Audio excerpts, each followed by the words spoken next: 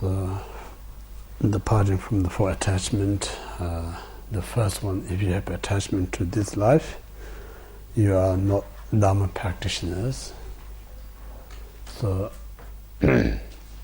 antidote to overcome attachment to this life, there's three things. The first, to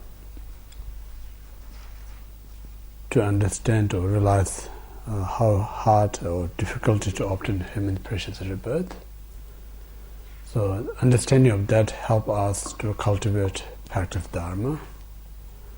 And the second, to develop the enthusiasm or diligence, even though one may have this perfect human rebirth, but this is not going to last because nature of life is uncertainty or impermanence. So that's the main kind of antidote to overcome attachment. And to make much stronger the practice Dharma than cause and effect, because nothing is there without the cause and condition. So everything what we having or experience, all created by its own cause and condition. So once we know about the cause and effect, then there is a hope, there is a chance to end the suffering. As well as there is a hope and chance to attain a lasting peace and happiness, because everything created by cause and condition. Yeah. So in this way, there's three kind of method or three kind of a remedy to overcome the attachment to this life. It's good to remember, yesterday I mentioned easy said than done, not to attach this life, easy to say, but very hard to do it. The reason it's very hard to do it, our life, whatever you call, who controls this life? If you really reflect, investigate, our life is controlled by our own mind. Then this very mind, if you really investigate who controls, it's our own mental afflictions, defilement controls it. So defilement so kind of controls our mind, then you tell this defilement, say, I don't want to attach this life. You're not going to simply say, okay, I'm going to go away. You just do whatever you like. Not going to leave you alone. Because they're so comfortable to occupy this mind for beginningless time. So now we need to skillfully build new or recruit new army to defeat this defilement. Yeah? So it's almost like we're playing a war between the defilement. That's the whole point of the Dharma practice. Yeah, virtually we need to recruit the army and fight with this defilement. That's the Dharma practice. Two ways you think. Say if you lose your country, for instance, you're going to be very sad because somebody occupy your country. And then suddenly someone come up, very powerful nation, say, we're going to help you, you should recruit army, you go in the front line, we're going to be behind you. You don't need to hesitate, doubt, you just fight, we will help you to get independences. Then this nation who lost their country, you're going to be very happy, proud. They're willing to fight. So similarly, our mind is our country. So this country occupied by enemy of our delusion mind. Yeah? Mental reflection control this country. So now we listen to the Dharma. So Buddha and Bodhisattva says, we will support you. Yeah? Give you teaching, inspiration, all necessary, but you need to do in the front line, like myself. Yeah? So if you do that, we will support you, we will provide you all the weapons, we provide you all the information, we give you all the navigation, everything, wherever else to hit we tell you where the target is. where all the weapons stored the enemy kept. So in this way, then now like we talk about recitation, meditation, making offering, doing prostration, doing circumambulation, all is kind of fighting with the defilement. Then it's a dharma. But if you do all these things and no target is not mental affliction, then it's no dharma. It's just religion, culture, spirituality. Yeah, so that's usually that's make us a little bit separate. Like we must recognize our enemy is the mental afflictions. So in this way, one actually kind of to recruit this wisdom, and then wisdom is like wisdom, I think so, wisdom, compassion, both. Wisdom, compassion is kind of a real weapon or army that defeat our mental afflictions.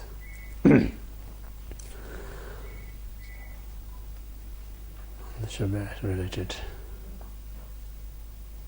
So anyway, that's so now it's come to the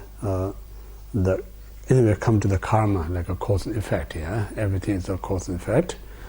To explain the cause and effect, then the three parts. First, the nature of the non-virtues. Second is the result, and third is how to abandon these non-virtues. Three parts. So we completed the first part, non-virtues, like the Nagarjuna state and the precious garland. Anything that you committed out of attachment, anger, ignorance, all actions are non-virtuous. Yeah? So non-virtues itself are countless non-virtues. So some up in the three groups: mental, vocal, and the physical. So mental, we mentioned the three: coveting, harmful, and wrong view.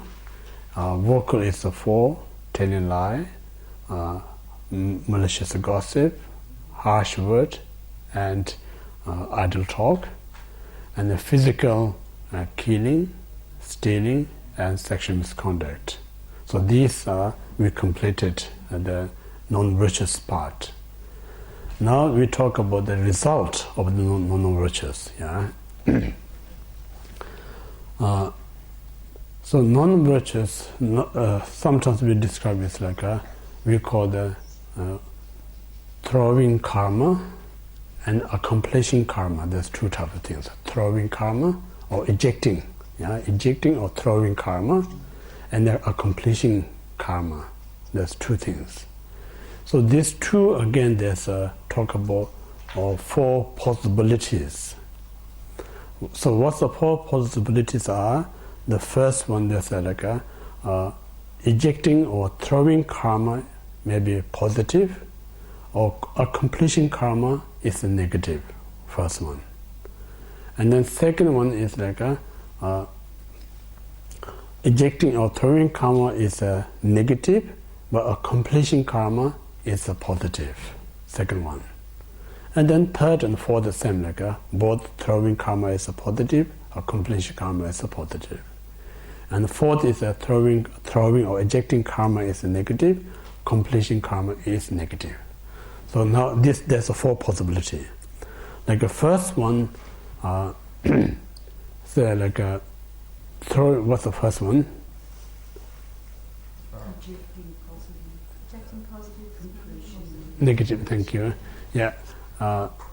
Ejecting is a positive, completion negative is like someone who born in human. So to born human is the karma is the positive karma to born in human. So while you're in human form, you do all the time negative things. Your life runs with the negative things. So that because the ejecting karma is the positive because you're born human. Completion karma is negative because whole life, most of life, you can say most of your life live in such a negative state. So that's the first one. Second, ejecting karma is a negative, but accomplishing karma is a positive. So that one is like such as someone like our pet, like a dog or cat, for instance. Their karma is a negative, born in the animal realms. But while you and your pet, they have such a comfortable life. There's no need to go out and kill, just feed our own food. So it's more like a positive. Make sense? Positive karma. And then both negative is like such as born with some animals, and entire live with the negative. Like for instance, many whether I'm not talking about specific animal out there. We all can be one of them one day. What are we talking about? Like if you think about most of the birds, for instance, their main kind of diet is like fresh insects or worms. So each and every day, entire their life, how many they have to kill. So their livelihood also very much is non-virtuous. Yeah. So because of that non-virtuous, then they say like once you reborn in animal realms, very hard to come back to the human. Reason is very hard to come back to the human because in animal realm, there's more opportunity to commit negative than positive things. So more you commit a negative, it drags you more farther and farther in animal state. So that is very hard. But we, like this also, one point it maybe make us a little bit fear, so terrible to be born. On the other hand, this is the reality. What we're talking is like we normal in our kind of a way of thinking is like I said, when some of your loved ones, for instance, taking drugs, or some of your loved ones started drinking alcohol, what are you going to give advice to them? Be careful, The reason we say careful because we're not saying like I don't want to stop what you want to do it, but the danger is like once you started taking drugs or drinking wine, these are very addictives. Once you get addictive, then it's very hard to come out. You're going to ruin whole your life. This reason we kind of advise when you love somebody. We not just make them threaten, we know them make them because we love them so much. We want to protect them. We don't want to see them in the trouble. This is the reality. So similarly, like our mental affliction is like a drugs. So more you encourage the mental affliction, you become like addicted. Once you get addicted, means like you're completely controlled by these mental afflictions. Once you're completely controlled, very hard to get out of it. So this, therefore, like some of us, we not really think about seriousness when we commit negative deeds. We think it's okay, we're part of the life. But if you really look deeply, seriously, if you really investigate, it's called damaging self. So when you realize that, then there's no difficulty to stop committing non-virtuous deeds. Until you not realize the seriousness of that, it's very hard to get rid of the negative. You're more like involved to commit non-virtuous deed. Yeah. So these things like how we can develop or realization is like we spend more all to do with the meditation. The first thing, more you meditate. Meditation is like I mentioned, it's not just simply kind of resting your mind.